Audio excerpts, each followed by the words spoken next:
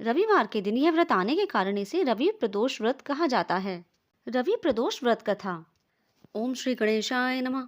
एक गांव में अति दिन ब्राह्मण निवास करता था। उसकी साध्वी स्त्री प्रदोष व्रत किया करती थी। उसे एक ही पुत्र रतन था। एक समय की बात है कि वह पुत्र गंगा स्नान करने के लिए गया और दुर्भाग्यवश मार्ग में चोरों ने उसे घेर लिया और वह कहने लगे कि हम तुम्हें मारेंगे नहीं, तुम अपने पिता के गुप्त धन के बारे में हमें बतला दो। बालक दीन भाव से कहने लगा कि बंधुओं, हम अत्यंत दुखी दीन हैं, हमारे पास धन कहाँ से आया। और तब चोरों ने कहा कि तेरी इस पोटली में क्या बंधा है।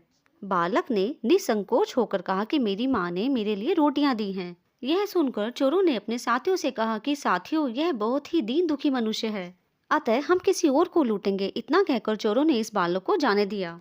वह बालक वहां से चलते हुए एक नगर में पहुंचा। नगर के पास एक बरगद का पेड़ था।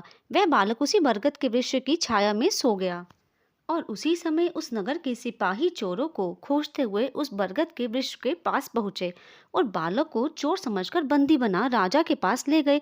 राजा ने उसे कारावास में बंद करने का आदेश दे दिया। ब्राह्मणी का लड़का जब घर नहीं लौटा तब उसे अपने पुत्र की बड़ी चिंता हुई। अगले दिन प्रदोष व्रत था।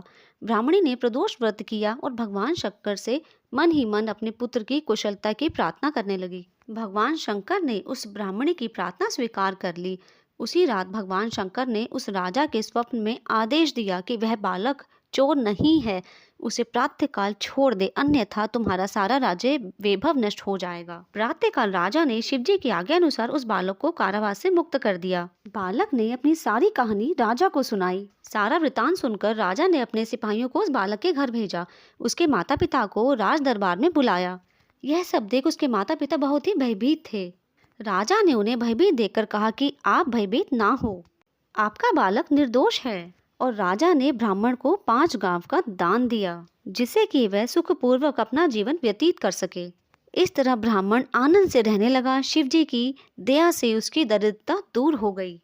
अतः जो भी मनुष्य रवि प्रदोष व्रत करता है वह सुखपूर्वक और निरोगी होकर अपना पूर्ण जीवन व्यतीत करता है। जय भोले शंकर, जय माँ पार्वती।